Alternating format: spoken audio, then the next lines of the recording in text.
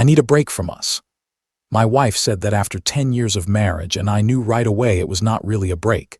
It was a test drive with another man, and I was supposed to stay parked until she decided whether to come back. Anish tales here, and this one ended the moment I said, "Take your time."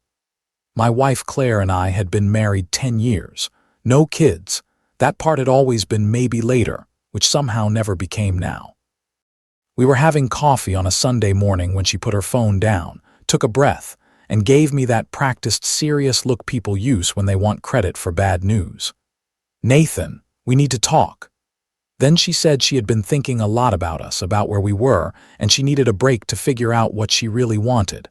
Not a breakup, she said, just space. A few weeks maybe. A month. Time to think clearly without the pressure of daily life together.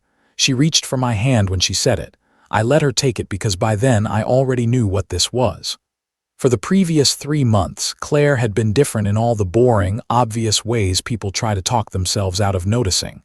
Working late more, smiling at her phone, constant texting. New underwear that never seemed to appear around me.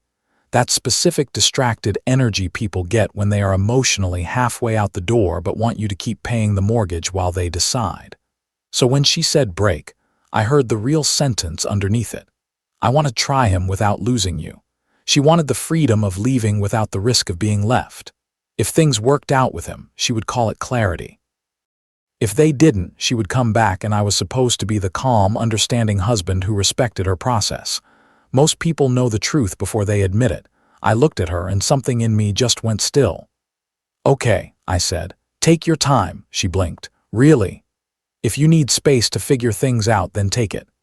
The relief on her face was instant, too instant. She actually smiled, hugged me, thanked me. Told me she had been so worried about how I would react. Said she would stay with Heather for a while. Heather was her supposedly single friend who had been encouraging her to live her truth for months. Sure, whatever helped her feel noble. She packed a bag that afternoon, enough clothes for 2 weeks, laptop, toiletries, kissed my cheek at the door like we were taking some mature little relationship timeout. "I'll text you," she said. "We can talk in a few days." "Take your time," I said again. The door closed. I waited maybe 30 seconds. Then I called Doug. Doug and I had known each other since college. He was now a divorce attorney, which suddenly felt like one of the more useful friendships of my adult life. He answered on the second ring. "Nathan, what's up?" "I need to file for divorce," I said. "How fast can we move?" There was a pause. "Today is Sunday." "Tomorrow then, first thing." He asked what happened. I gave him the short version. She asked for a break to figure out what she wants. She's staying with Heather. Another pause, longer this time. "Oh," he said. "Yeah, come to my office tomorrow morning, bring everything." I already had most of it organized. That part almost made me laugh. 10 years of marriage and my financial records were still neater than my emotional life. I spent the rest of Sunday gathering bank statements, mortgage papers, retirement account summaries, tax returns, car titles. We had kept most things separate over the years. House in both names, cars separate. No joint credit cards. At the time it had felt practical. That night it felt like a gift, and I slept fine. Weirdly fine. Like I had been holding something heavy for months and finally set it down. Monday morning, Doug went through everything. No kids, similar incomes, no alimony issue, clean split if nobody got stupid. The only complication was the house, and even that was just math. Then I showed him one more thing, her location. We had Find My Friends enabled from years ago. Travel safety thing. She had never turned it off, and she was not at Heather's apartment. She was at a house across town. Same house every night since she left.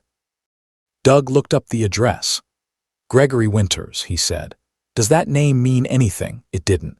But I did not need his biography. I already knew the role. That should have been enough. The petition got filed Tuesday morning. Nothing dramatic, no crazy demands, just irreconcilable differences, fair asset division, sell the house or buy out my share, split things cleanly and move on. Then I made one request. When the sheriff served her, I wanted it done at Greg's address. Doug grinned when I said that. Wednesday afternoon, he called me. "She's been served," he said. And Nathan, the guy, answered the door. Gregory Winters let the deputy know Claire was there. Perfect. That is the only word for it. She had asked for space. Instead, she got a deputy on the porch of the man she had quietly moved in with. Doug said her face went white when she got the papers. I felt almost nothing. Not joy, not rage, just this cold, clean satisfaction. When I finally turned my phone back on the next day, it looked exactly how I expected. Missed calls, panicked texts, confusion first, then anger. What is this? Why did someone serve me divorce papers? This is a mistake, right? Then the real one. I asked for space, not a divorce. That line told me she still thought she controlled the board. I sent one message. You wanted to figure out what you really want. I'm helping you figure it out without me as the backup plan. My lawyer is Doug Patterson. All communication goes through him. Her response came almost instantly. I never said divorce. This is not what I wanted. You're ruining everything. Ruining everything. Not hurting her, not betraying 10 years, just ruining her plan. Then she slipped and mentioned Greg by name, accusing me of somehow having her followed. So that confirmed that too. I sent one last line. All communication through my lawyer. Then I blocked her. That Friday she showed up at the house. I saw her through the doorbell camera trying her key first. It didn't work. I had changed the locks Wednesday night. I opened the door with the chain still on. Let me in, she said immediately. This is my house too. Technically, it's our house until the divorce is final, I said, but you chose to move out. Her face went red. I didn't move out, I took a break. You asked for space, I said. I gave you space, permanent space. She looked stunned that I was still talking to her like this, like I had missed the part where she was supposed to be the one with options. You can't just file for divorce without talking to me. Actually, I can. That's how divorce works. But I didn't want, she stopped. That was the whole story right there. She didn't want a divorce. She wanted flexibility. She wanted permission to be disloyal while still being protected from consequences. I finished the sentence for her. You didn't want a divorce. You wanted a break to test drive Greg while keeping me as plan B. I'm just saving us both time. Greg means nothing. That was insultingly lazy. You've been sleeping at his house since Sunday. Her eyes narrowed. How do you even know where I was? Fine, my friends, you never turned it off. She actually called that a violation of privacy, which would have been funny if it was not so predictable. A shared tool was suddenly an outrage only because it stopped benefiting her. Then she tried the softer version. Nathan, please, can we just talk? I made a mistake. I wasn't thinking clearly. Talk to Doug, I said. I have nothing to say. You're being cruel. No, I said. I'm being done. Then I shut the door. She stood outside for another 10 minutes ringing the bell and yelling. I turned up the TV and let her perform for the porch. The next phase was exactly what you would expect. Her lawyer, some unimpressive guy named Reeves, started making noise about reconciliation. Marriage counseling. Good faith. A little break had turned into a huge misunderstanding. Could we not be so hasty? Doug handled all of that. Then Claire made a move so ridiculous it almost felt generous. She filed for temporary spousal support, not because she needed it. We made nearly the same money, not because she had kids. We had none. Her argument was that she needed help with transitional housing because I had locked her out. The address she put on the motion was Greg's house. She was literally asking a judge to make me subsidize her stay with the man she had left me to not cheat with.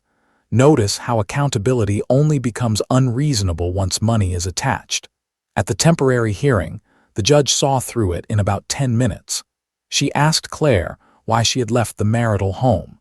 Claire gave some nervous speech about needing time and clarity. Then the judge asked where she was staying. Reeves tried to dodge it. Bad idea. The judge made her answer. Gregory Winters, Claire said. Then came the part I will probably enjoy remembering for the rest of my life. The judge looked at her and said in so many words that she had voluntarily left her marital home to stay with a romantic partner and was now asking her husband to help fund that arrangement. Motion denied. Just like that, I got exclusive use of the house during proceedings. Claire got to pay her own way.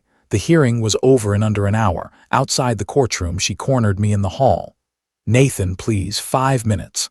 What is there to talk about? This is insane. You're destroying our marriage over nothing. That was the moment I realized she still did not understand what the real betrayal was. Not Greg. Not even the lie about Heather. The real betrayal was thinking I would stay standing exactly where she left me.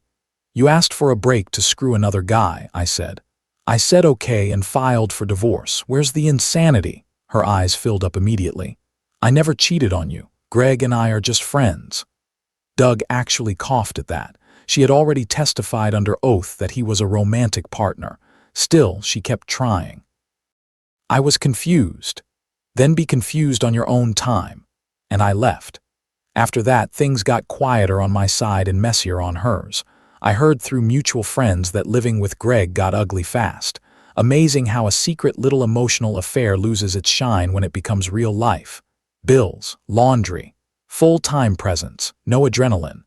Eventually, she moved out of his place too, then came mediation. Most of it was simple, cars separate. Retirement accounts divided by formula, joint savings split.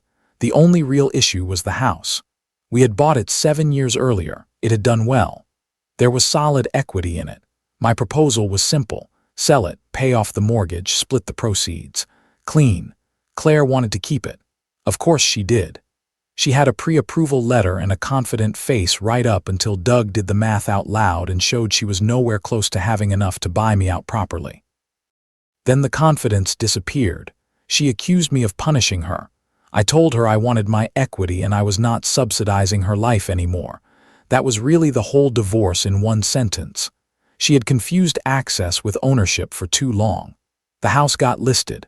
We got an offer quickly. I accepted. She wanted to hold out for better, but I was done stretching endings. When it closed, we each walked away with a little over $100,000. 10 years of marriage reduced to wires, signatures, account transfers, and silence. The final decree came a couple weeks later. No alimony, clean split, done. I moved into a one-bedroom near my office. My brother helped me carry boxes, put together a bed frame, hang the TV. We ordered pizza on the floor like I was 23 again, except lighter. That is the word I keep coming back to. Lighter. Not happy in some loud, dramatic way, just no longer heavy, no more second-guessing, no more pretending not to notice obvious things. No more living inside someone else's emotional probation period while she figured out whether I was still enough. A few people tried to sell me her version afterward, that I filed too fast, that I refused counseling, that I never gave her a chance to fix it. But the thing is, I did give her a chance. For years, the filing was fast, the betrayal wasn't. 3 months after the divorce, I got one last text from a number I didn't recognize. It was Claire. She said she was sorry, said she had handled everything badly, said she had been selfish and stupid, said she did not expect forgiveness, but she wanted me to know she regretted how it all happened. I read it twice.